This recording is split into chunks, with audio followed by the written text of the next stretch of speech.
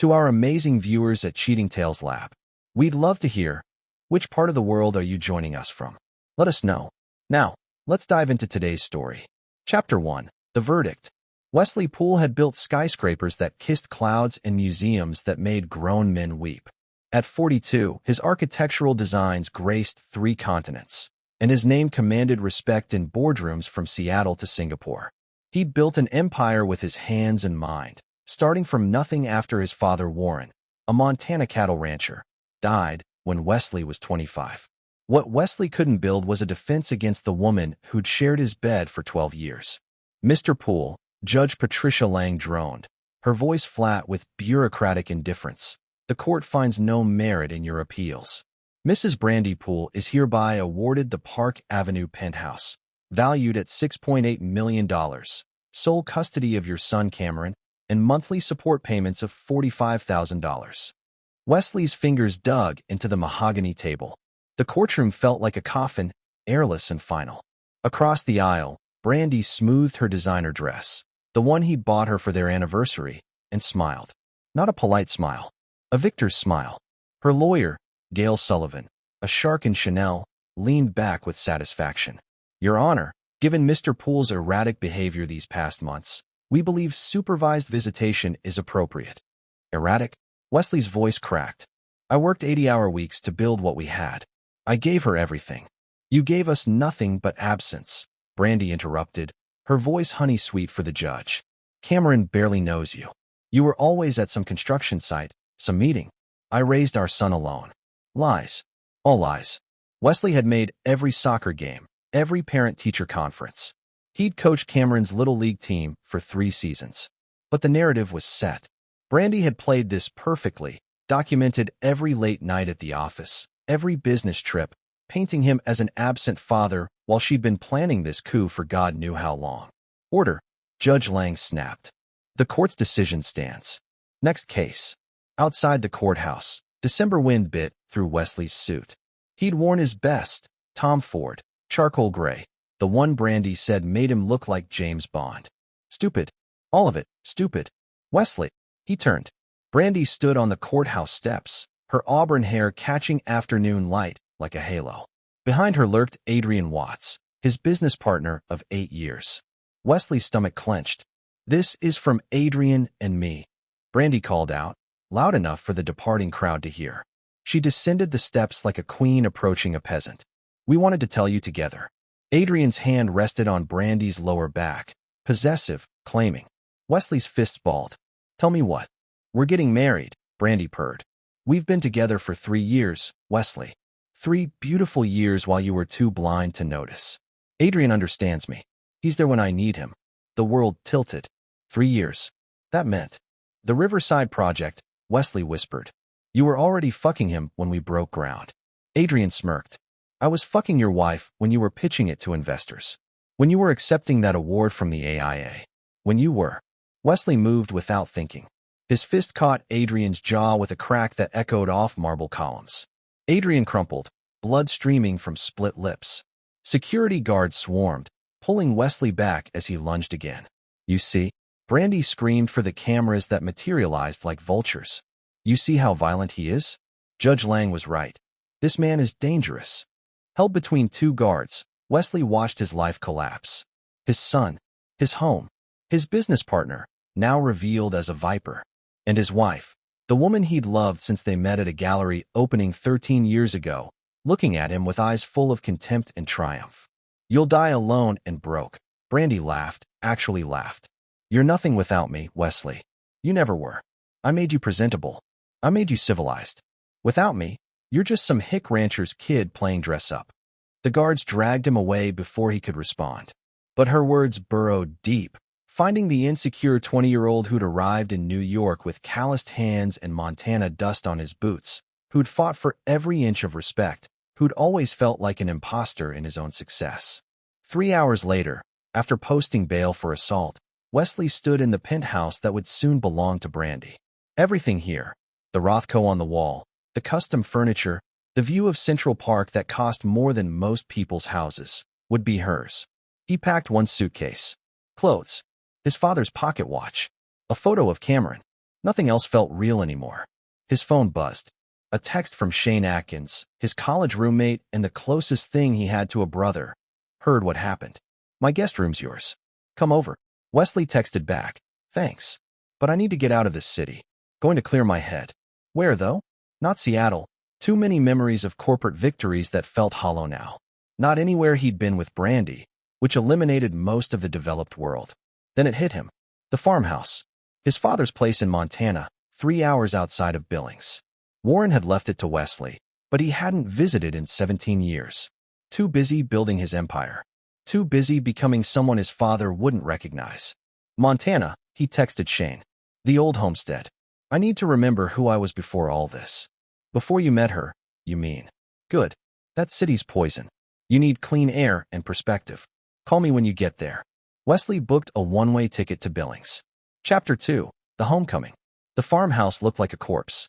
2 stories of weather-beaten wood and peeling paint, windows dark and accusing, surrounded by 70 acres of winter-dead grassland that stretched toward mountains dusted with early snow. Wesley's rental truck crunched up the gravel drive, and memories ambushed him.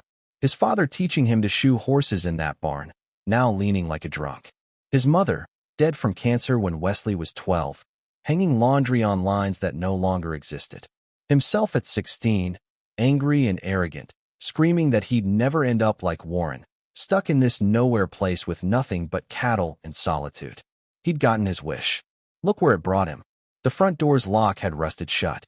Wesley kicked it open, the wood frame splintered easily, and stepped into 17 years of dust and darkness.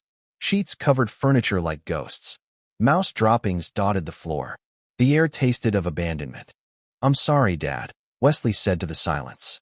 I should have come back. Should have. I don't know. Been a better son. Warren Poole had died suddenly, heart attack, while checking fence lines. By the time Wesley got the call, his father had been in the ground 2 days. Local lawyers said Warren wanted a quick burial, no fuss. Wesley had flown in, signed papers, flown out. Didn't even stay for the reception. Now he was back, broken and alone, in the house he'd been so desperate to escape. He spent the first day making the place livable, clearing mouse nests, testing the well pump, still worked, miraculously, getting the generator running for electricity. The house had no internet, 1 bar of phone signal, and a radio that picked up 2 stations, country and religious talk. It was perfect. The second day, Wesley started repairs. He'd spent his 20s wielding T-squares and drafting software, but he'd grown up with a hammer. Muscle memory kicked in. He replaced rotted porch boards, patched the roof, secured loose siding. Physical work. Honest work. His hands blistered, his back ached, and for the first time in months, his mind quieted. On the 3rd day, he tackled the interior. Most rooms needed only cleaning, but the downstairs study, his father's sanctuary, required real work. The west wall showed water damage, probably from a long-ago leak. The wallpaper bubbled and peeled.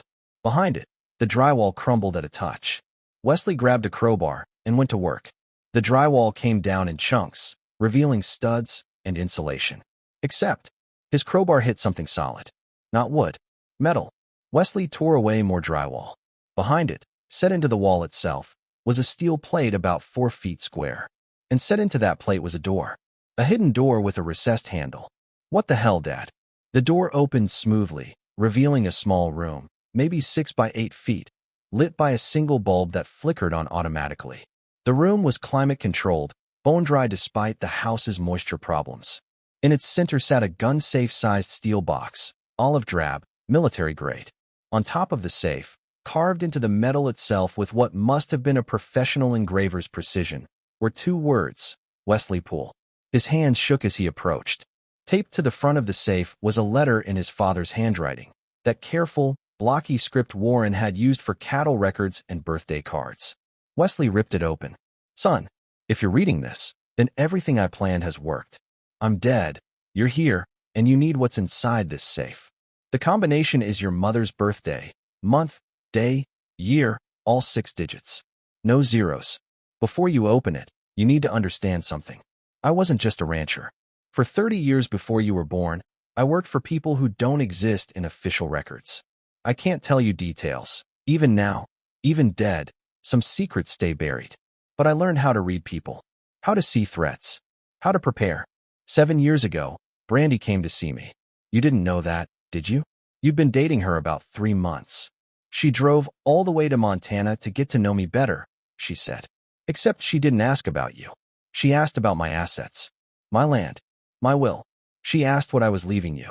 I knew right then she was a hunter. I've met her type before. People who marry money, who see relationships as transactions. So I did some digging. What I found, son, I should have told you then. But you were in love, and love makes men stupid.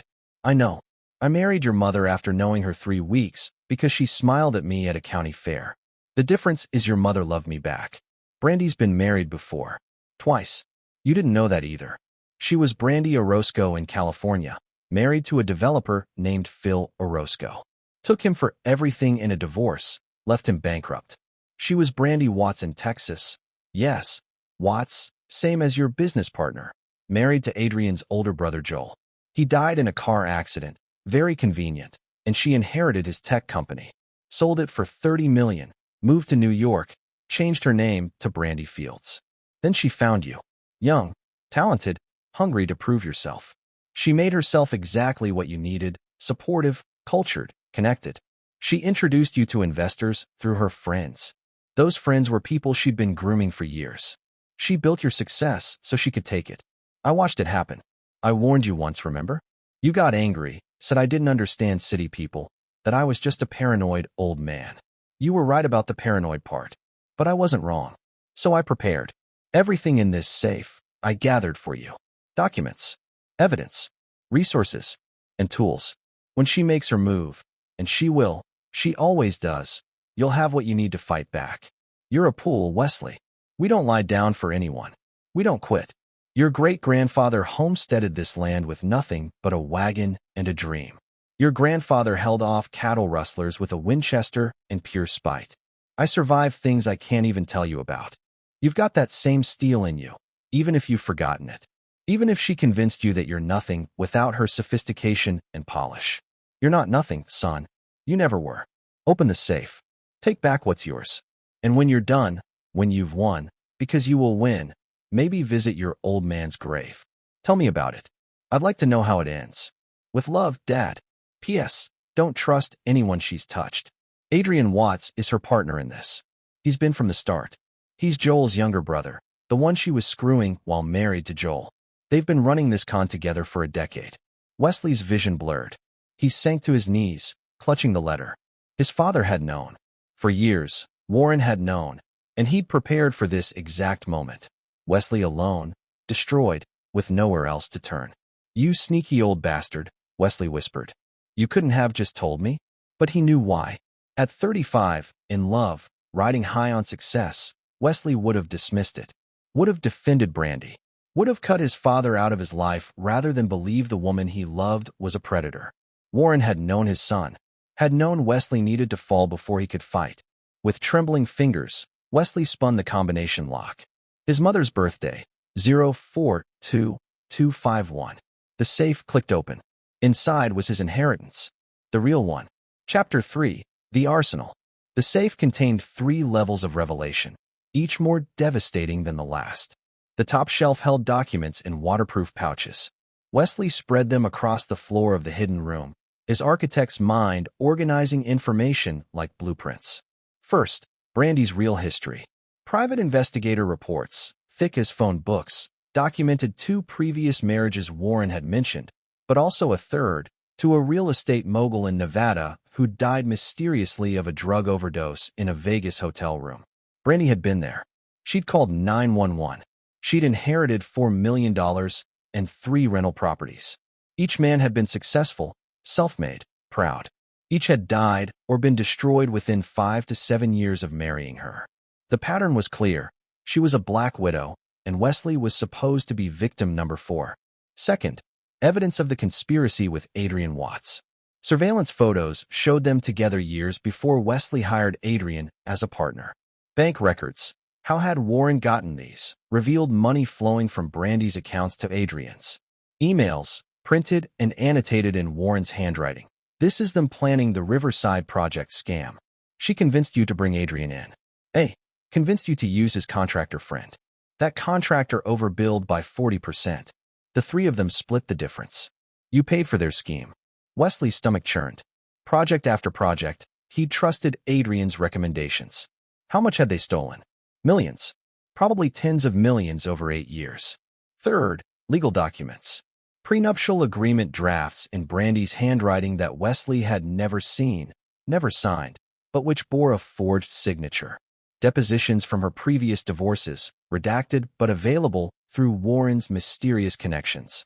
Recorded phone calls between Brandy and Gail Sullivan, her lawyer, discussing strategy for bleeding him dry months before filing for divorce. She recorded herself committing fraud. Wesley breathed. They all did. But these documents weren't just evidence. They were ammunition. The middle shelf contained financial resources, bonds and stock certificates, all in Wesley's name only, issued through offshore accounts Warren had established. Conservative estimate, $40 million, earned and hidden over Warren's mysterious career.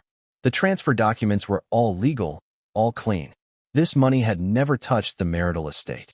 Brandy couldn't claim it because she didn't know it existed. Dad, what the hell did you do for a living? A separate envelope contained a letter from someone named Marvin Gates, written on plain paper with no letterhead. Warren was the finest man I ever worked with. He saved my life in Peshawar, and I owe him everything. The resources in this safe are his legacy, earned honestly despite what our government would say. He wanted you protected.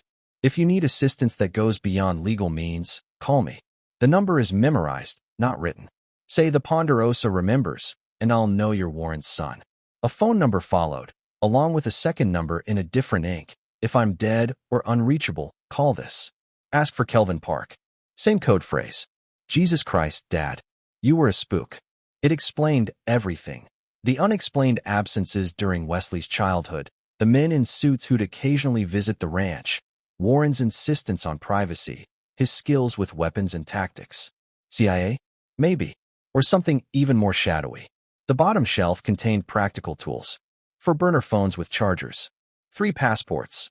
All American, all legitimate, all bearing Wesley's photo but different names.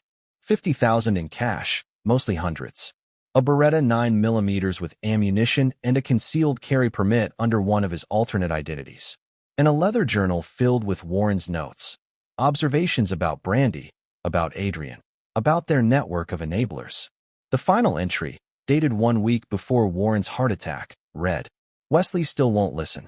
Brandy's got her hooks deep, but I've given him the tools.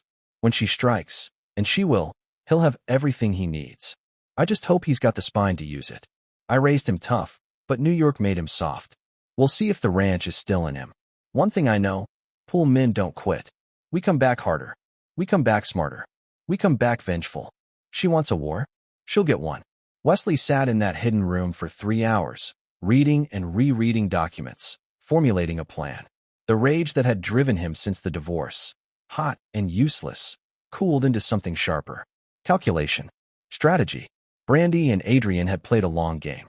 Years of manipulation, theft, positioning. They'd been patient, methodical. Fine. He could be patient too. His phone buzzed, the 1 bar of signal catching a text from Shane Atkins. You alive out there? Haven't heard from you in 4 days. Getting worried.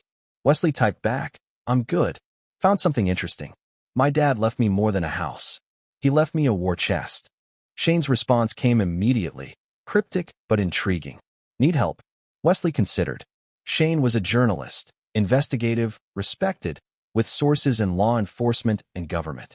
He'd exposed corruption in city planning that sent 2 officials to federal prison. He was smart, loyal, and most importantly, had never met Brandy before the divorce. Maybe. Can you get to Montana? I need someone I can trust. For you? Hell yes. I'll catch a flight tomorrow. Send me the address. Wesley provided directions, then spent the rest of the evening photographing documents with one of the burner phones. He organized files, created backups, began building a dossier that would make the FBI weep with joy. But he wouldn't go to the FBI. Not yet. Warren's letter had emphasized tools, and Marvin Gates's message suggested resources beyond law enforcement. Wesley had learned something in 12 years with Brandy. The legal system favored whoever told the best story. Brandy had convinced a judge he was a dangerous absent father based on lies and manipulation. Who could play that game? As night fell over the Montana grassland, Wesley stood on the porch his father had built, looking at stars obscured in New York by light pollution. Out here, the Milky Way blazed like a river of diamonds. He used to know the constellations. Warren had taught him, using the same charts Warren's father had used. Orion, Cassiopeia, Ursa Major pointing to Polaris. Navigate by the stars, Warren used to say. When everything else fails, they're still there, constant and true. Wesley had lost his way. He'd chased success and sophistication, trying to prove he was more than a rancher's son. He'd let Brandy define him, mold him, make him forget that he came from men who survived on skill and stubborn determination. Not anymore. His phone rang, a number he didn't recognize. He answered cautiously. Wesley Poole. A woman's voice, professional but strained. Who's asking? My name is Constance Jennings. I was married to Phil Orozco, Brandy's first husband. Your father contacted me years ago, said if anything happened to you, I should reach out. I saw the news about your divorce. I'm so sorry. Wesley's heart hammered. You knew my father? Only through correspondence. He found me after Phil's, after the divorce destroyed him. Mr. Poole wanted me to know I wasn't alone, that Brandy was a pattern, not an anomaly. He thought someday we might need to help each other. Is Phil dead? Suicide, 3 years after she left him. He never recovered financially or emotionally. She took everything, Mr. Poole. His business, his home, his reputation. Then she moved on to her next victim. Wesley closed his eyes. Joel Watts. Adrian's brother, yes. I didn't know about him until after Phil died, when I started investigating. There's a pattern going back even further. I have evidence, if you want it. Your father said you'd need allies when the time came. I do. God, I really do. Then let's talk about how we bring her down. Chapter 4. The Council of Ghosts. Shane Atkins arrived at the farmhouse with 3 duffel bags and a laptop that had more processing power than NASA's moon landing computers. At 37, he'd gone from college troublemaker to Pulitzer finalist, his investigative journalism toppling corrupt politicians and exposing corporate malfeasance. He wore his usual uniform, jeans, flannel, and a skeptical expression. Jesus, Wes, Shane said, surveying the dilapidated farmhouse. I know you're having a country moment, but this is post-apocalyptic. It's home. Wesley helped carry bags inside. Or it was. Or it will be again. I don't know anymore. Shane's sharp eyes caught the repaired porch boards, the patched roof. You've been busy. Therapy by carpentry. Something like that. Come on, I need to show you something. In the hidden room behind the study wall, Shane's skepticism evaporated. He leafed through Warren's documents with a journalist's practiced speed, absorbing information in scanning glances. Occasionally he'd stop, reread something, let out a low whistle. Your dad was CIA, Shane said finally. Or something adjacent. These investigation reports use tradecraft, surveillance techniques, financial tracking methods that civilians can't access. And this Marvin Gates contact? That's a ghost. I've heard rumors about people like this. Off-book operators who handle problems the government can't officially acknowledge. You think he's real? Only one way to find out. Shane pulled out his own phone. Encrypted, he'd mentioned once, though Wesley hadn't asked why a journalist needed military-grade security. But first, tell me what you're planning. Because this isn't just evidence gathering. Your dad built you an arsenal. Wesley explained. Constance Jennings, Phil Orozco's ex-wife, had spent 6 years documenting Brandy's pattern. She'd connected with families of 2 other victims, men who'd been destroyed by Brandy before her marriages, women she'd scammed in business deals, a whole network of casualties. Brandy's not just a gold digger, Wesley said. She's a predator. She finds successful men, studies them, becomes their perfect partner. Then she systematically destroys them, financially, emotionally, legally. She gets off on it, Shane. The cruelty is the point. And Adrian? Her permanent partner. They're not just lovers, they're a team. He plays the trusted friend, the reliable business partner, gains access to financials, creates vulnerabilities. Then she triggers the divorce, takes everything, and they split the proceeds. Move to a new city, new identities, new victim. Shane was quiet, processing. How many victims total? Constance thinks 7 that we can prove. Probably more we haven't found. Combined theft north of $200 million over 15 years. Holy shit. Shane sat heavily on Warren's old desk chair. This isn't a divorce case. This is organized crime. Yeah, and the legal system won't help. She's too smart, too connected. By the time lawyers sort through offshore accounts and forged documents, she and Adrian will have disappeared. They've done it before. So what's your play? Wesley pulled out his father's journal, opened to a marked page. Dad wrote something here. The law is a tool, not a solution. Sometimes you need to go around the law to achieve justice. He knew I'd need more than evidence. I'd need to become someone different, someone willing to do what's necessary. Shane's expression hardened. Define necessary. I won't kill anyone. I'm not that person, but I'll destroy them the way they destroyed me. Systematic. Thorough. No mercy. I'm in, Shane said immediately. But we do this smart. No cowboy shit. We gather every scrap of evidence. We document everything. And we coordinate our move for maximum impact. Your dad gave you weapons. Let's make sure we aim properly before firing. Over the next week, the farmhouse transformed into an operations center. Shane set up secure communications, encrypted file sharing, digital forensics equipment. Constance Jennings flew in from California, a brittle woman in her 50s who'd aged hard from grief, but whose eyes burned with purpose. Phil was a good man, Constance said, spreading her files across the kitchen table. Funny, generous, maybe too trusting. Brandy found him at a charity gala. 6 months later, they were married. 2 years after that, he was bankrupt and suicidal. She'd brought photographs. Phil Orozco before Brandy, robust, smiling, confident. Phil after, gaunt, haunted, beaten. The final photo was his obituary. She did this, Constance said flatly. Not directly. She was 3 states away when he overdosed. But she killed him as surely as if she'd held the pills. She wanted him destroyed, and she succeeded. Wesley studied the progression of photos, seeing himself in Phil's deterioration. The same loss of confidence. The same defeated posture. But Wesley had one advantage Phil hadn't. Warren's preparation. Tell me about the others, Wesley said. Constance had case files like a prosecutor. Victim number 2, Joel Watts, Adrian's brother, who died in a suspicious car accident after marrying Brandy. His insurance paid out double for accidental death.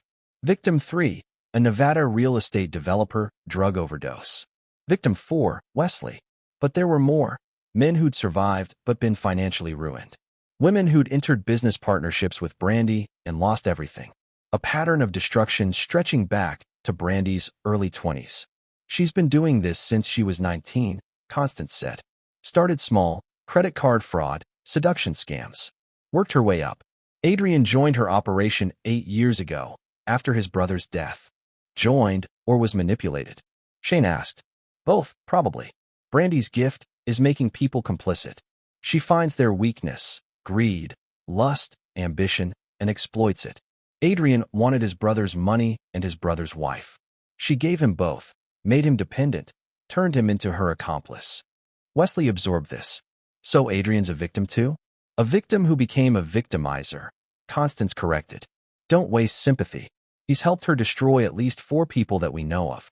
He's chosen this life. Shane had been typing furiously, cross-referencing databases. Found something. Brandy's birth name was Brandy Freeman. Born in Arkansas, juvenile record sealed, but hints of fraud charges at 16. Emancipated minor. No college degree despite claiming Stanford on her resume. Everything about her public persona is manufactured. Can we use this? Wesley asked. We can use all of it. But here's what I'm thinking. We don't just expose her. We trap her. She's greedy, right? She can't resist a score. So we give her one. Something irresistible. And when she reaches for it, we take her down. Wesley felt something click into place. The Montana land. She asked my dad about assets. She knows I inherited property. 70 acres, Shane said. Worth maybe $2 million at current market rates. But what if she thought it was worth more? What if she thought there was something here, mineral rights, oil, something valuable enough to warrant coming after you again? Constance smiled coldly. She already took everything in the divorce. But if she found out she missed something huge, something that would make her previous scores look small, she'd come back for it. Wesley finished. And this time, we'd be ready. Exactly. Shane pulled up geological surveys on his laptop. Montana's got shale oil deposits. This area hasn't been fully surveyed in 20 years. We leak, Information that suggests your property sits on a reserve worth $50 million. Brandy hears about it, can't resist. She comes here, tries whatever con she's planning next, and we catch her red-handed. It's good, Wesley admitted. But how do we guarantee she takes the bait? Constance pulled out a burner phone. I've stayed in touch with some of her previous victims' families. They're in grief support groups online, private forums. Brandy monitors these. She can't help herself. She likes to see the damage she's caused. We start dropping hints there. Discussions about your inheritance, about geological surveys, about a widower sitting on a fortune he doesn't even know about. She'll see it as unfinished business, Shane added. The one that got away. And with Adrian, she'll have the manpower to try something aggressive. Wesley looked at his father's journal, still open on the table. Warren had written, "A good trap uses your enemy's nature against them.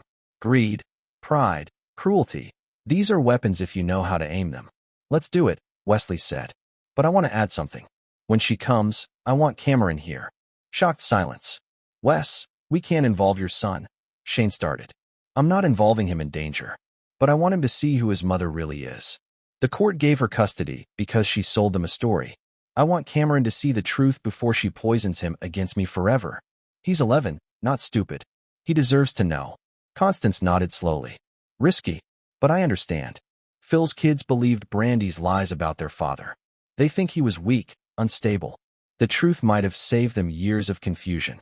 Can we extract him safely?" Shane asked. Wesley smiled, not friendly, but predatory. "I have supervised visitation rights. And I know someone who can help make sure that visitation happens here." He picked up one of the burner phones and dialed the number Marvin Gates had left. It rang twice. A gravelly voice answered. "Who is this?" "The Ponderosa remembers." A pause. Then, "Wesley Poole. Warren's boy. I was wondering when you'd call." Chapter 5. The trap is set. Marvin Gates arrived on a Tuesday, driving a rental sedan that screamed federal agent trying to blend in. He was 62, built like a retired linebacker gone slightly to seed, with silver hair and eyes that missed nothing. He embraced Wesley like family. "Your dad saved my life in '94, Marvin said without preamble. "Peshawar, like I wrote. Insurgents had us pinned. Warren walked through gunfire to pull me out. Never even flinched. I owed him everything. That debt transfers to you." They sat on the porch, now fully repaired, courtesy of Wesley's labor, while Marvin reviewed the documents. "This is federal-level evidence," Marvin said. "Wire fraud, mail fraud, conspiracy, possibly murder if we can prove Joel Watts's accident wasn't accidental." "Why aren't you going to the FBI?" "Because she'll disappear," Wesley said. "She's got offshore accounts, fake identities, a network of enablers. First hint of federal investigation, she and Adrian vanish into Southeast Asia or South America. I'll never see my son again." "Smart. But what's your alternative?" Wesley outlined the plan. Lure Brandy to Montana with promises of hidden wealth, catch her in a criminal act, and gather enough evidence to destroy her completely. Not just legally, socially, financially, psychologically. Make her toxic. Make it impossible for her to ever run this con again. "You want total destruction," Marvin observed. "Scorched earth. She tried to erase me." "Fair's fair." Marvin considered. "I can help with the boy. I know people in Child Protective Services, family court. We can arrange a temporary custody modification based on your improved circumstances, stable home, legitimate income from your father's estate, concerns about the child's welfare. It's above board mostly. Mostly. The judge who'll approve it owes me a favor. But the paperwork will be legitimate. If anyone checks, it'll hold up." Shane emerged from the house with fresh coffee. Constance just got off the phone with her grief group contact. The seeds are planted. Discussion threads about Wesley Poole's undiscovered oil fortune are spreading. Constance made sure they're visible, but not obviously fake. "How long until Brandy sees them?" Wesley asked. "She monitors those groups daily," Constance called from inside. "I'd say 48 hours maximum." In fact, it took 36 hours. Wesley's phone, his official one, not the burner's, rang Thursday morning. An unknown Manhattan number. He let it go to voicemail, then listened with Shane and Marvin crowding close. "Wesley, it's Gail Sullivan." The lawyer's voice dripped false sympathy. "I'm calling on behalf of Brandy. She's concerned about Cameron's well-being. There are reports you've been living in substandard conditions, and she's worried about your supervised visits. Additionally, we've heard you may have received an inheritance you failed to disclose during divorce proceedings. We need to discuss this immediately. Call me back. Wesley played the message 3 times. She's moving already. Faster than I expected, Shane admitted. She must really think there's something here. What do I do? Marvin smiled. You call back. You sound defeated, broken. You admit you're staying at your father's worthless old farmhouse because you can't afford anything else. You mention offhand that some company contacted you about mineral surveys, but you haven't followed up because you're too depressed to care. Plant the hook gently. Wesley practiced the call with Marvin, coaching, tone, inflection, carefully crafted desperation. Then he dialed. Gail Sullivan answered immediately. Mr. Poole, thank you for returning my call. What do you want? Wesley let exhaustion bleed into his voice. Haven't you people taken enough? This isn't about taking, Mr. Poole. This is about ensuring Cameron's safety. We have concerns about your living situation. I'm staying at my dad's place in Montana. It's not the penthouse, but it's shelter. Are you employed? I'm taking time to figure things out. True enough. Look, Miss Sullivan, I have nothing left. You made sure of that. The house is falling apart. I'm broke, and my own son thinks I'm a monster. What more do you want from me? A pause. He could almost hear her calculating. Brandy mentioned your father owned land. Significant acreage. 70 acres of worthless prairie. I can't even sell it. Property values out here are in the toilet. I see. Another pause. There was mention of potential mineral deposits. Some company sent a letter about surveying for shale oil. I threw it away. Even if there's oil, it'd take years and millions to extract. I don't have millions. I don't even have thousands. Nevertheless, any potential assets from your father's estate should have been disclosed. It wasn't part of the estate that went through probate, Wesley interrupted. Dad put this in a separate trust years ago, specifically excluded from marital property. Your own divorce filing acknowledged I inherited real property from a pre-marriage trust. It's in the documents. Silence. She was checking. He could hear keyboard clicks. So it appears, Gail finally said. However, if the property appreciates significantly in value, then maybe I can afford an apartment somewhere. But that's theoretical. Right now, I'm living in a dump and trying not to blow my brains out. The cruelty of the statement was calculated. Suicidal talk would alarm Brandy. She'd want to move before Wesley did something permanent. Mr. Poole, that kind of language is concerning. Perhaps we should involve mental health services. Don't, Wesley snapped. Don't you dare use my depression as another weapon. I'm handling it. I'm surviving. Just leave me alone. Please. He ended the call, hands shaking, not from fear, but from rage at having to play weak. Perfect, Marvin said. You sounded broken, but not suspicious. And you gave her just enough detail to confirm the rumors without seeming like you were baiting her. Shane was already monitoring dark web forums where Brandy's previous activities had been discussed. She's researching Montana mineral rights, using a proxy server, but my software caught her digital fingerprint. She's interested. Now we wait, Constance said. She'll send someone to verify. Probably not Adrian, too obvious. She'll use a proxy, someone to scout the location. They didn't have to wait long. On Saturday, a man claiming to be from Billings Land Surveys knocked on Wesley's door. He was young, nervous, clearly hired for cash. Wesley played the broken widower, showed him around the property, mentioned the old survey letter. Do you think there's actually oil? Wesley asked, voice hollow with false hope. Can't say without proper surveys, the man replied. But this area's got potential. Real potential. After he left, Shane tracked his car to a Billings motel. 2 hours later, the surveyor met with a woman matching Brandy's description. Different hair color, glasses, but definitely her. She's here, Shane said, showing Wesley the surveillance photos. In Montana, she couldn't help herself. Wesley stared at the photos of his ex-wife, his hands tightening into fists. She looked confident, animated, excited. This was a game to her. His life, his son, his father's legacy, all just pieces on her game board. Good, Wesley said softly. Let her come. Let her think I'm still broken. Let her think she's already won. Marvin checked his weapon, a Sig Sauer P226, thoroughly illegal for a civilian to carry in most circumstances, but Marvin operated in gray areas. When she makes her move, we need to be ready. She won't come alone. Adrian will be with her, probably others. I'll have the cameras running, Shane said. Every inch of this property is covered. Audio and video, admissible in court. Constance pulled out a folder. And I've prepared statements from her previous victims' families. Once we have her on camera committing a crime, we drop the whole package. Evidence, testimony, documentation. FBI, state police, IRS, everyone. She'll have nowhere to hide. Wesley looked at the three people who'd become his unlikely army. A retired spook, an investigative journalist, and a widow seeking justice. And him, the architect who'd learned to be a warrior. One more thing, Wesley said. I got the court order. Cameron's coming here next weekend for supervised visitation. Marvin's friend fast-tracked the approval. You sure about this? Shane asked. If it goes wrong. It won't go wrong. I need him to see. Need him to know I didn't abandon him. That I'm not the villain his mother painted. Then we move fast, Marvin said. Whatever Brandy's planning, she'll want to execute before the visit. She can't risk Cameron witnessing anything.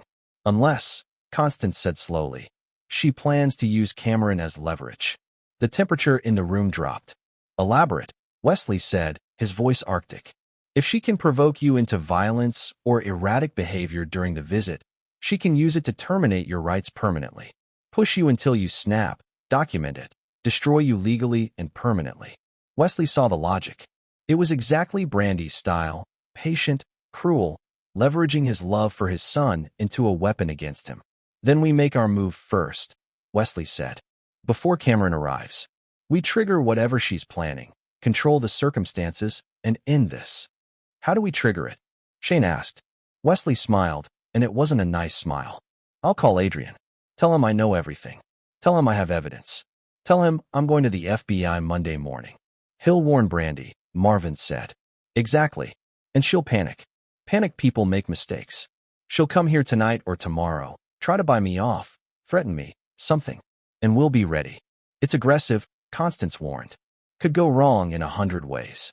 I'm done being cautious. Done playing defense. Wesley picked up his phone.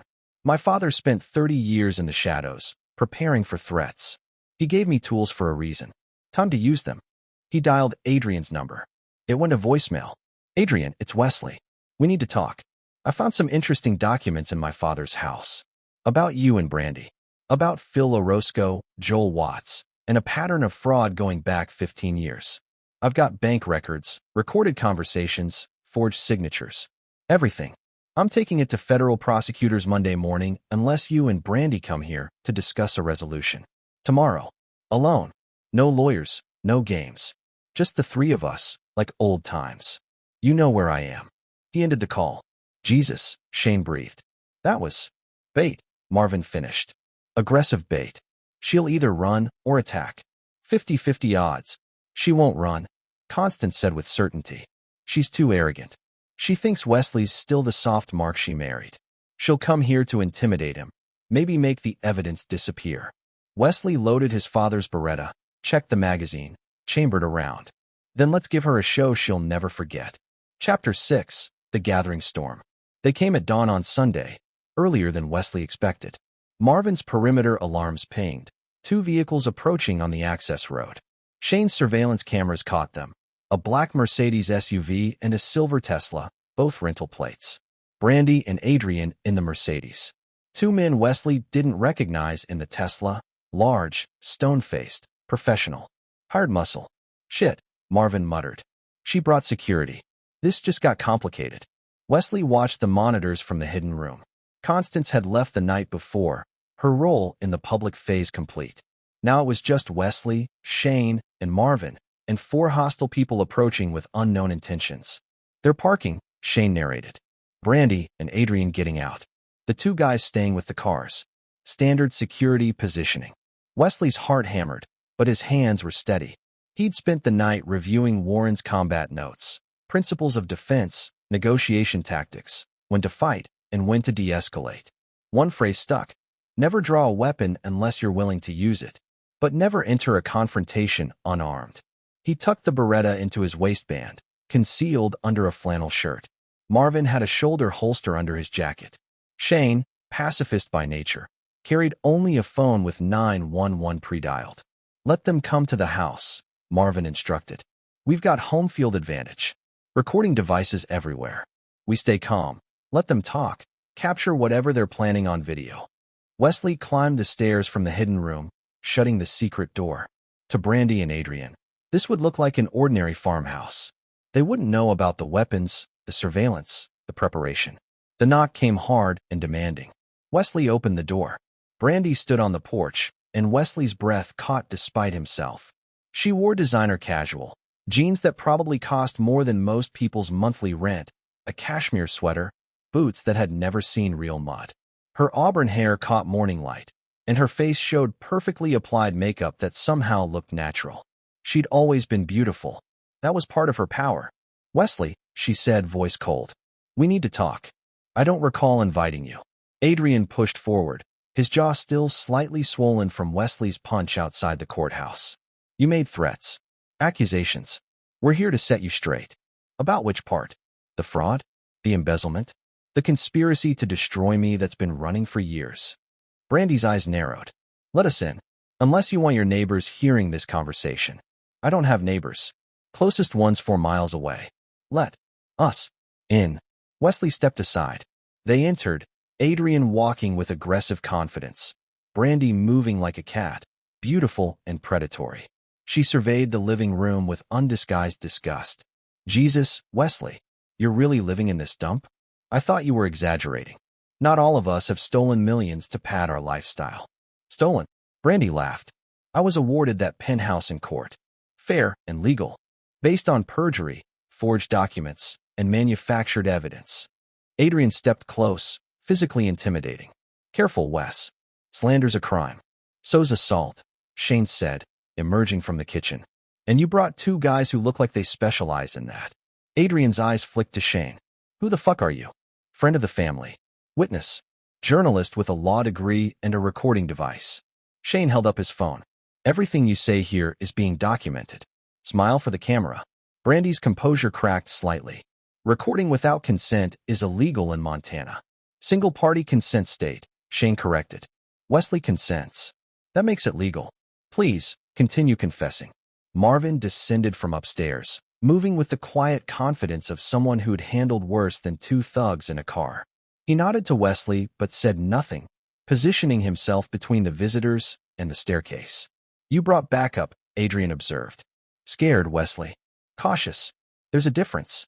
You came here with hired security, making threats. I'm just ensuring everyone behaves. Brandy forced a smile, recalibrating. This doesn't have to be adversarial. Wesley, we heard about your father's land, the potential oil deposits. That's wonderful news. You deserve a win after everything. Everything you orchestrated, you mean. The divorce was painful for both of us. Don't. Wesley's voice cut like a blade. Don't pretend this was mutual. You planned it for years. You and Adrian. I've got the emails, the bank transfers, the surveillance photos. You were sleeping with him while we were still married, stealing from my business, setting me up for total destruction. You're paranoid, Adrian said. Delusional. The divorce made you snap. I've got recordings of you 2 discussing how to bleed him dry. Brandy's words, not mine. I've got evidence of forged documents, manufactured evidence, witness tampering. I've got testimony from Phil Orozco's widow, from Joel Watts's family. I know exactly what you are. Brandy's mask dropped entirely. The beautiful society wife vanished, replaced by something colder. Where did you get that name? Phil Orozco? From his widow, who you also destroyed. Along with Joel, your second husband, who died very conveniently in a car accident that paid out double on insurance. That was investigated. Not thoroughly enough. But it will be. Federal prosecutors love cases like this. Pattern evidence. Multiple victims. Interstate fraud. You're looking at 20 years minimum. Adrian lunged. Marvin intercepted him smoothly, a hand on Adrian's chest stopping him cold. Easy there, sport, Marvin said quietly. Let's keep this civilized. Who the hell are you? Adrian demanded. Concerned party. Now step back before I make you step back. They locked eyes. Adrian, younger and fit, recognized something in Marvin's stillness, the kind of readiness that came from genuine danger. He backed down. Brandy's mind worked visibly, calculating new strategies. Wesley, clearly there's been a misunderstanding. Yes, Adrian and I became close after your divorce. You were never emotionally available, always working. I was lonely. It happened. But this conspiracy theory. Stop. Wesley pulled out a tablet, called up files. Here's you and Adrian together 3 years before the divorce. Here's bank transfers from your offshore account to his. Here's the forged prenup you tried to submit with my signature. Except I never signed it, and forensic analysis proves it. He scrolled through images, documents, emails. Brandy's face went white. How did you, Warren? Your father. She spat the words. That paranoid old bastard. He was spying on me. He was protecting his son. Something I didn't appreciate until too late. Where is this evidence? Adrian asked, voice tight. Just here? Copies. Wesley smiled. Multiple copies. Multiple locations. Shane's publication has one. Warren's lawyer has another. And everything gets auto-uploaded to a cloud server if I don't check in every 12 hours. You could burn this house down, kill me, and the evidence would still surface. Jesus Christ, Adrian breathed. We're fucked. Shut up, Brandy snapped. Then, to Wesley, what do you want? Money? We can negotiate. I want my son. Full custody. And I want you both prosecuted to the fullest extent of the law. That's not happening. Then we'll do it the hard way. I'm filing with federal prosecutors tomorrow. You'll be arrested by Tuesday. I give it 3 days before every news outlet in the country is running the story. Manhattan socialites' decade-long fraud operation. Your face on every screen, every newspaper. You'll be famous, Brandy. Just not the way you want it. Her hand moved to her purse. Marvin's hand moved to his jacket. Time crystallized, everyone frozen, understanding that violence was one twitch away. Don't, Marvin said softly. Whatever you're reaching for, keep it in the purse. We all walk away today, or this gets much worse for everyone. Brandy's hand retreated. You can't prove anything in court. We have lawyers. You have Gail Sullivan, who's been complicit in your fraud. She's named in the evidence too. Everyone you've touched, everyone who's helped you, they're all going down. Adrian was sweating now. Brandy, we need to leave. Need to think. Shut up. She rounded on him, fury breaking through her control. This is your fault. I told you Warren Poole was dangerous, that we needed to move faster. But no, you wanted to maximize the payout, drag it out. And now look where we are. My fault. Adrian's voice rose.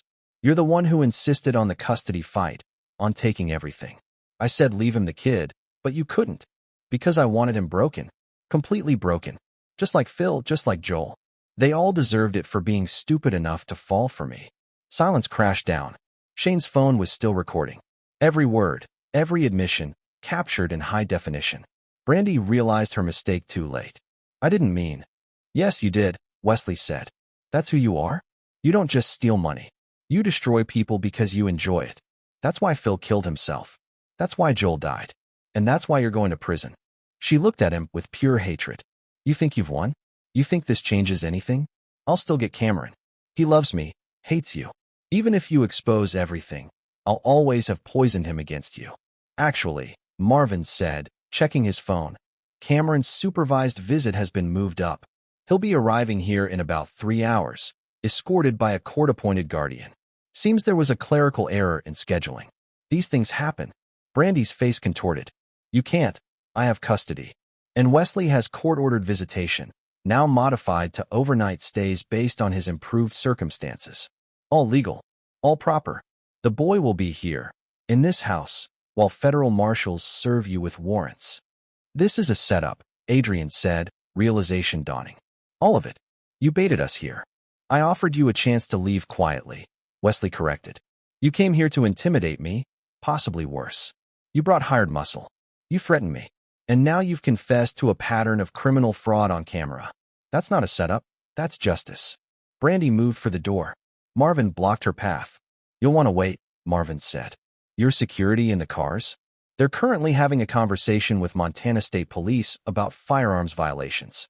Turns out they're carrying without proper permits. They'll be detained for a few hours. Long enough. Long enough for what? Brandy demanded. Wesley's phone buzzed. He looked at the message, then smiled, genuinely, for the first time in months. Long enough for your past to arrive, he said. Constance Jennings is here. With Phil Orozco's children, now adults. And Joel Watts' sister. And representatives from the other families you destroyed. They've all been given copies of the evidence. They're all filing civil suits. You'll be fighting legal battles for years, even if you avoid prison. A car crunched up the gravel drive. Then another. Through the window, Wesley saw 5 vehicles arriving, a caravan of witnesses and victims. You wanted to destroy me completely, Wesley said quietly. But my father taught me something. You don't win by being stronger. You win by being smarter. By preparing. By turning your enemy's strength into weakness. Brandy looked around, trapped in a farmhouse in Montana, surrounded by enemies, her confession recorded, her future crumbling. I'll fight this, she said, but her voice wavered. I'll fight every charge, every suit. I have resources. Had resources, Shane corrected. We've already reported your offshore accounts to the IRS and international banking authorities. They're frozen pending investigation. Every dollar you stole is documented, tracked, and now inaccessible. Adrian slumped into a chair. It's over. We're done.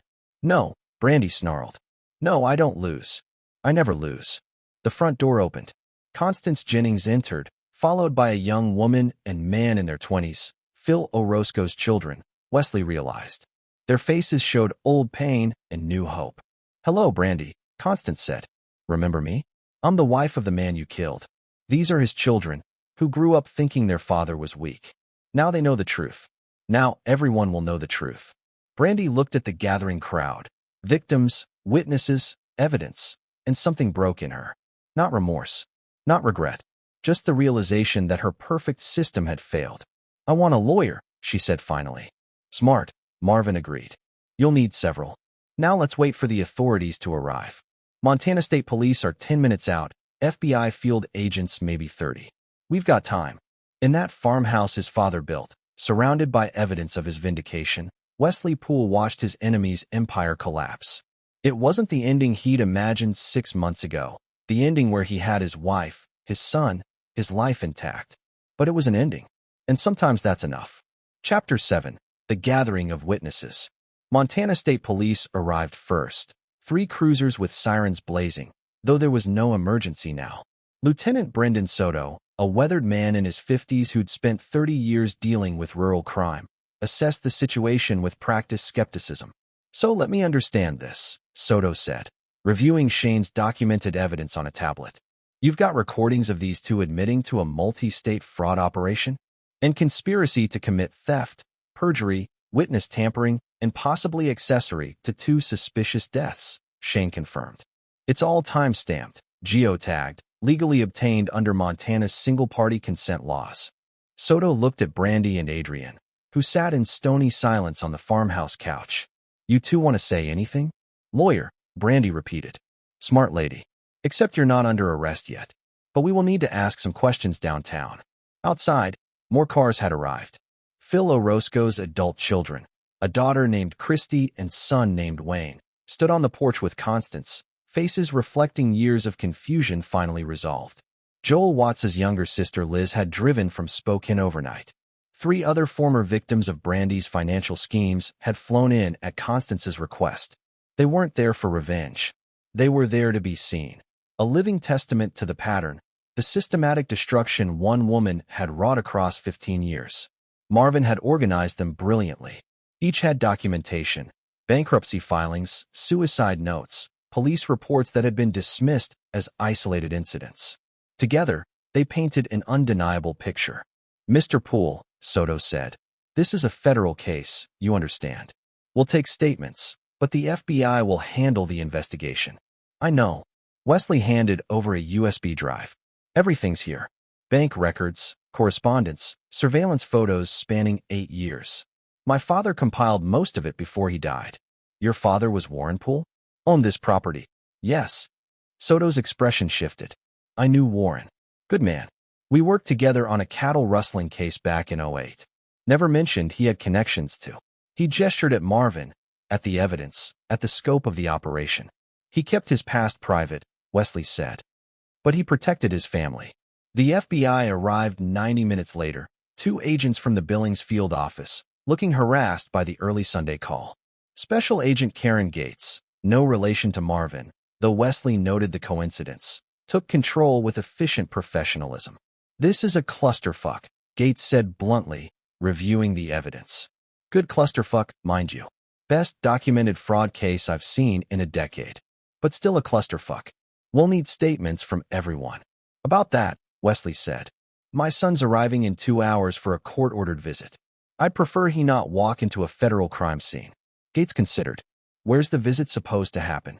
Here. It's approved by family court. Jesus. Okay. We'll move the interviews to the state police station in town. But Mr. Poole, your son may need to give a statement eventually. If his mother made claims about you to him. She did. Lots of them. But I'd like to talk to him first. Let him process this before law enforcement gets involved. Fair enough. But I want you in for a full deposition tomorrow. And I want access to your father's complete files. Everything he compiled. It's yours. But can I ask, what happens to Brandy and Adrian now? Gates looked at the couple, who sat under the watchful eyes of state troopers. We'll take them in for questioning. If they lawyer up, we'll cut them loose pending charges being filed. But with evidence this extensive, we'll have warrants within 48 hours. Conspiracy to commit fraud across state lines, minimum. If we can tie them to Joel Watts's death, it gets much worse. And my son's custody? Not my area.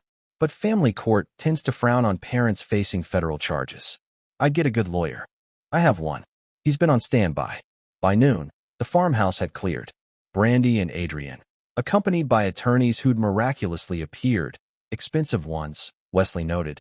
Their fraud had funded a solid legal defense, gave minimal statements, and left in separate police cruisers for questioning. The 2 hired security men had already been charged with weapons violations and released on bail. The witness families stayed longer, sitting in Warren's living room, sharing stories of destruction and survival. Phil was never the same after she left, Christy Orozco said, her voice raw. He kept saying she'd broken something in him he couldn't fix. We thought he was being dramatic. We didn't understand. You were kids, Constance said gently. You weren't supposed to understand. But if we'd known, Wayne added, if we'd known this was a pattern, that it wasn't Dad's fault. Would it have changed anything? Wesley asked quietly. Knowing that a predator chose him, manipulated him, destroyed him systematically. Does that knowledge heal the wound? Silence. Then Christy nodded. It doesn't heal it, but it explains it. An explanation is a start. Liz Watts, Joel's sister, spoke for the first time. My brother loved Brandy. Genuinely. Even knowing she was having an affair with Adrian. He wanted to fix the marriage. Then his car went off that bridge. Police said it was an accident, wet roads, mechanical failure. Insurance paid out. But I always wondered. Do you think she killed him? Shane asked, journalist instincts engaged. I think she benefited from his death. That's enough for suspicion. But proving it. Liz shook her head. That's beyond me. Not beyond the FBI, Marvin said. With this evidence, they'll reopen the investigation. Modern forensics can find things 2008 investigators missed. The conversation wound down as afternoon approached. One by one, the witnesses departed, taking with them copies of evidence for their own civil suits. Constance lingered longest, standing with Wesley on the porch as Montana's sky blazed with clouds. Thank you, Wesley said simply. Thank your father. He set this in motion. Constance smiled. A real one, tired but genuine. Phil would have liked Warren. They were similar men. Tough, prepared, protective. I wish I'd appreciated that sooner. You appreciate it now. That's what matters. She squeezed his arm. Your boy will be here soon. What will you tell him? The truth. Age appropriate, but honest. He deserves to know his father isn't the monster his mother painted. Good luck, Wesley. You've won the first battle. But the war, raising a son who's been lied to for years, that's harder. After she left, Wesley walked the property his father had loved. 70 acres of grassland, mountains in the distance, sky so big it felt like drowning in space. Warren had chosen this place deliberately, room to breathe, distance from threats, land that could sustain a family through lean years. You planned for everything, Wesley said to his father's ghost. Even this. Even me standing here, victorious but hollow, wondering what comes next. The wind answered. Just wind, just prairie grass rustling. But it was enough. Chapter 8. The Reckoning of Cameron Poole. The court-appointed guardian arrived at 3 o'clock sharp. A middle-aged woman named Valerie Holcomb, who'd been briefed on the situation but approached it with professional neutrality. Beside her in the SUV sat Cameron Poole, 11 years old, looking sullen and trapped. Wesley's heart cracked seeing his son. Cameron had grown in 6 months, taller, leaner, losing baby fat and gaining adolescent angularity. His dark hair needed cutting, and his eyes, Warren's eyes, Wesley's eyes, held defensive wariness. Cameron, Wesley said, approaching carefully. Dad, not warm, not cold. Factual. I'm glad you're here. Mom said you were living in a dump. She said you'd probably be drunk. Valerie shot Wesley an apologetic look. The drive was long. We can give you two some space. Actually, Wesley said, if you don't mind, I'd like you to hear this too. For documentation. He led them inside. Shane and Marvin had cleared out, leaving the farmhouse empty except for the three of them. Wesley had spent the hour before Cameron's arrival cleaning obsessively, making the place presentable, if not luxurious. Cameron surveyed the living room. It's not that bad. Your grandfather built this house. My father. He died when you were 6. Do you remember him? A little. He was big, quiet. He taught me to skip rocks on the pond. He loved you very much.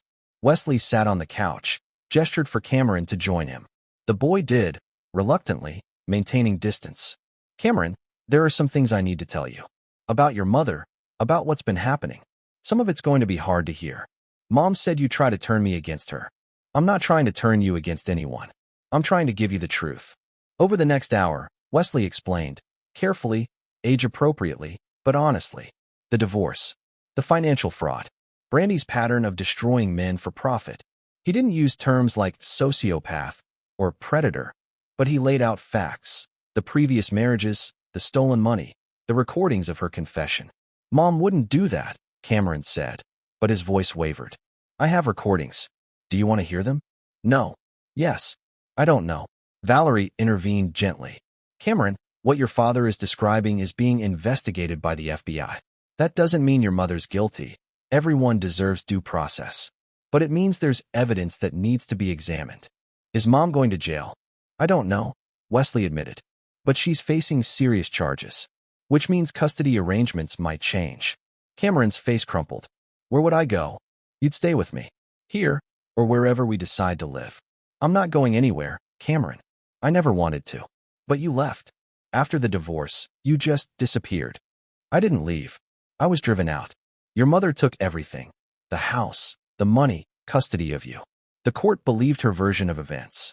I came here because I had nowhere else to go. You could have fought harder. The accusation hung between them. Wesley absorbed it, feeling the truth behind it. He had fought, but not hard enough, not smart enough. He'd been too devastated by betrayal to mount an effective defense. You're right, Wesley said quietly. I should have. I was broken, Cameron. Your mother broke me, systematically, for years. And I let her, because I loved her and trusted her. That was my mistake, and you paid the price. I'm sorry. Cameron looked at him. Really looked, not the defensive glare, but genuine examination. You really didn't know? About her and Adrian, about the money? Not until I found documents my grandfather left. He knew. He tried to warn me, but I didn't listen. He spent years gathering evidence, protecting assets, preparing for exactly this situation. Because he loved me, and he loved you. I never knew him that well. He was a remarkable man. Quiet, tough, prepared for anything. He worked for the government doing things he couldn't talk about. He taught me to build, to fight, to never quit. And when I forgot those lessons, when I became someone he wouldn't recognize, he still protected me. Wesley pulled out Warren's journal, the leather-bound book filled with observations, plans, love. He handed it to Cameron. This was his. Read it sometime. You'll see what kind of man your great-grandfather was. The kind of man I'm trying to be again. Cameron opened the journal carefully, reading Warren's blocky handwriting. His finger traced a passage. Wesley's a good boy, too soft for the world he's chosen. But there's steel in him, buried deep. When the fire comes, he'll remember. He believed in you, Cameron said. He believed in both of us. He left instructions for me, but he also left money for you. A trust fund your mother doesn't know about, can't touch. Enough to pay for college, to start a business, to build a life. He wanted you protected. How much? $10 million, invested conservatively. It's yours when you turn 25, or earlier if you need it for education. Cameron stared. 10 million. Your great-grandfather was very good at his job. They sat in silence, processing. Valerie checked her notes, documenting the conversation for her report. What happens now? Cameron finally asked. Now you spend the weekend here. We'll fix things around the house, cook meals, talk. Or not talk, if you prefer. But you'll see that I'm not the villain your mother painted. I'm just your dad. Flawed, damaged, but here. Always here. And Mom will face consequences for her actions. That's not your fault or your responsibility. Whatever happens between your mother and the law is separate from your relationship with her. You can still love her, Cameron. People are complicated. Do you still love her? Wesley considered lying, offering comfortable platitudes. But he'd promised truth. I love who I thought she was. That person never existed. So no, I don't love her. But I did once, and that love gave me you. So I can't regret it completely. Cameron nodded, absorbing this. Can I see the recordings? Of her confession? Wesley looked at Valerie, who considered. It's evidence in an ongoing investigation. Probably not appropriate. But it would help him understand, Wesley argued. And traumatize him. Let the boy process what you've told him first. She was right. Wesley nodded. Later, when you're ready. When the FBI clears it. But not today. They spent the evening cautiously rebuilding connection. Wesley taught Cameron to cook. Nothing fancy. Just steaks on the cast iron skillet Warren had used for 40 years, potatoes roasted with rosemary. They ate on the porch, watching sunset paint the mountains gold. It's pretty here, Cameron admitted. Quiet. Too quiet for you. I don't know. I'm used to the city. But this is nice. Different. After dinner, Wesley showed Cameron the hidden room, the safe, the evidence that had saved them. The boy examined it with adolescent fascination. Grandpa was like a spy? Something like that. He never told me details. But yes, he did dangerous work for his country. That's so cool. And so secret. We don't talk about it outside family. Like a code. A family code. Exactly. That night, Cameron slept in the room Wesley had occupied as a teenager. Same bed, same walls, different era. Wesley stayed up late with Valerie, discussing next steps. He's resilient, Valerie observed. And he wants to believe you. But 6 months of his mother's narrative won't disappear overnight. I know. This is a start. The FBI will want to interview him. About claims his mother made. About what he witnessed of your relationship. Will that hurt me? Depends on what he says. But from what I've seen today, you're doing everything right. You're honest, you're present, you're not trying to manipulate him. That matters. After she left for her hotel, Wesley stood outside Cameron's room, listening to his son's breathing. The rhythm of it, steady, peaceful, felt like absolution. I'll do better, Wesley whispered to the darkness. I'll be the father you deserve. The man Warren raised me to be. I promise. Chapter 9. The Architect's Legacy. 3 months later, Wesley stood in a federal courtroom in Billings, watching justice unfold with surgical precision. Brandy Poole, her legal name now restored to Brandy Freeman after the discovery of multiple identity frauds, sat at the defense table looking diminished. The designer clothes were gone, replaced by a conservative suit that read defendant rather than socialite. Her lawyer, a public defender after her assets were frozen, fought valiantly but hopelessly. The charges were extensive: conspiracy to commit wire fraud, mail fraud, money laundering, tax evasion, perjury in federal proceedings, and, the final blow, criminally negligent homicide in the death of Joel Watts. New forensic analysis had revealed his car's brake lines had been deliberately damaged. Security footage from a parking garage showed Adrian performing the sabotage. Adrian had flipped. Faced with a potential murder charge, he'd given prosecutors everything: bank accounts, forged documents, recordings of him and Brandy planning Wesley's destruction. His testimony was devastating. We'd been running the operation for 8 years, Adrian said from the witness stand, voice hollow. Wesley was supposed to be the last one. The big score. After him, we'd retire to the Caymans, live on $50 million, never work again. But Mr. Poole proved more resilient than expected.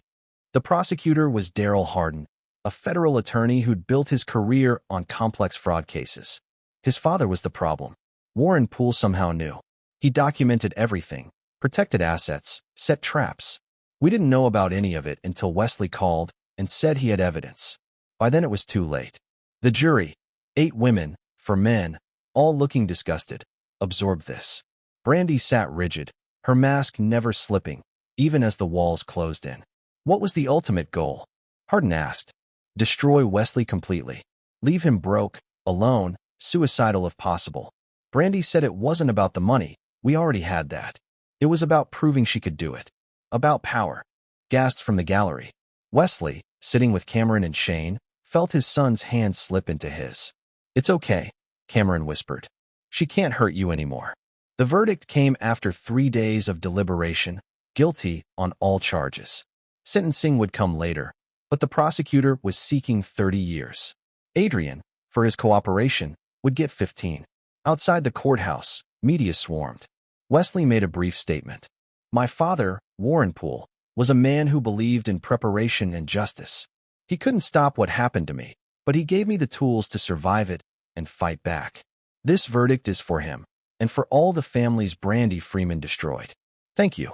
Questions erupted, but Wesley walked away. He'd said his piece.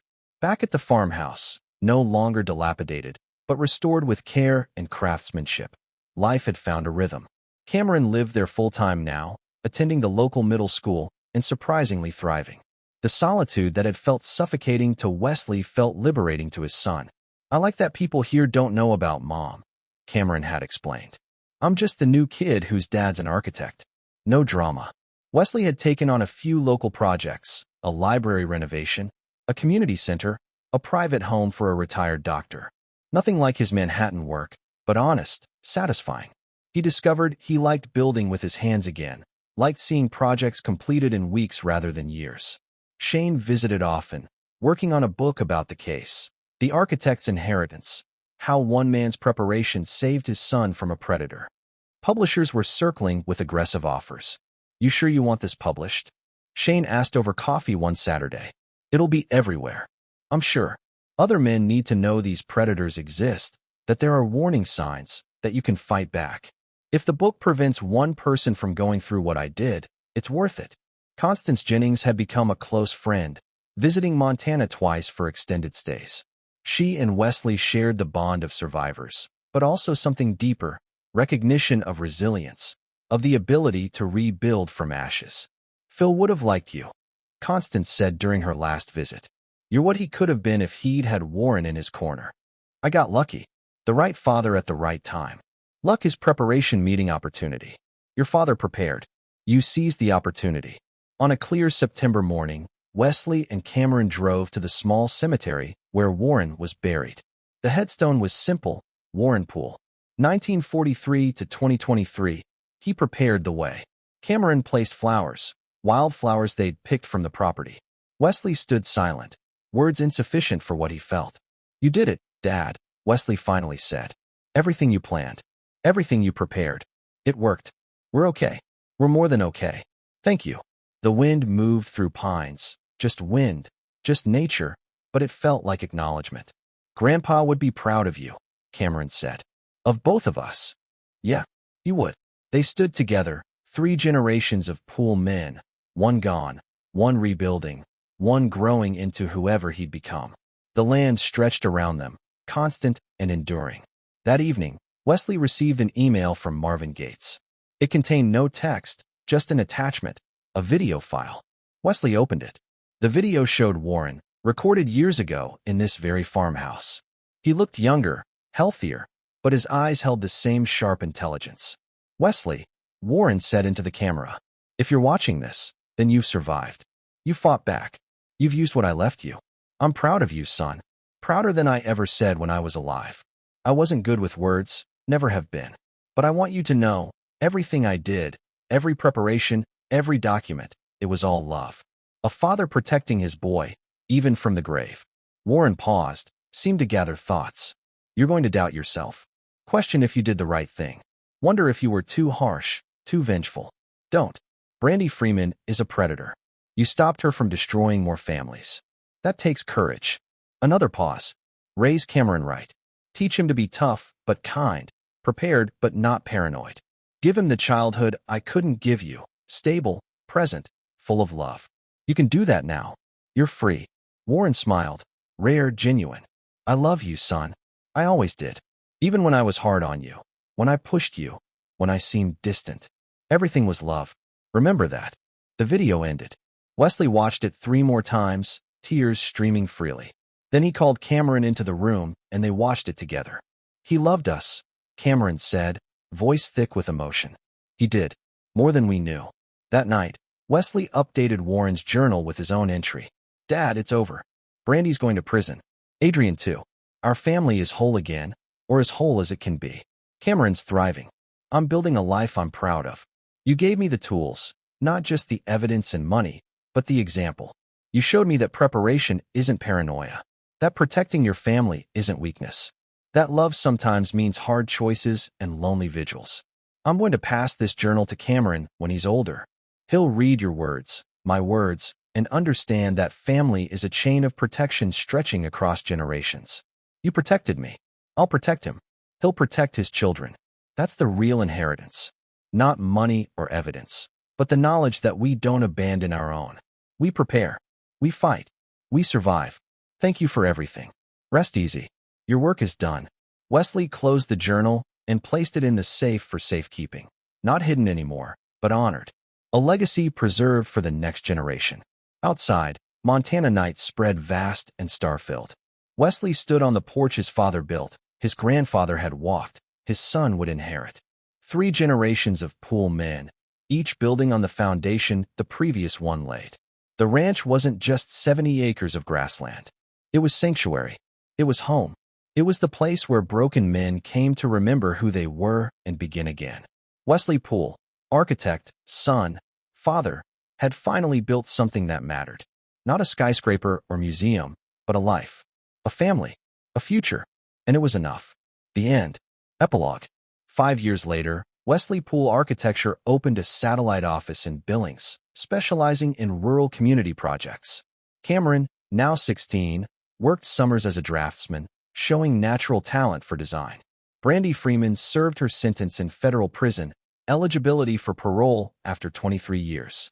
Adrian Watts was released after 12 years for good behavior and cooperation. Neither attempted to contact Wesley or Cameron. The farmhouse stood solid and weatherproofed, hosting annual gatherings of Brandy's victims' families, a support group Constance had founded, a network of survivors helping each other heal. Warren Poole's journal was published, anonymously, as a guide for men recognizing predatory relationship patterns. It sold 200,000 copies and counting. Shane's book hit the New York Times bestseller list and stayed there for 16 weeks. He donated all proceeds to domestic abuse prevention programs. And on clear nights, when the work was done and Cameron was asleep, Wesley would stand on that porch and look at the stars his father had taught him to navigate by. Constant. True. Showing the way home. Always showing the way home. The end of one story. The beginning of the rest of their lives. This is where our story comes to an end. Share your thoughts in the comments section. Thanks for your time. If you enjoy this story, please subscribe to this channel. Click on the video you see on the screen, and I will see you there.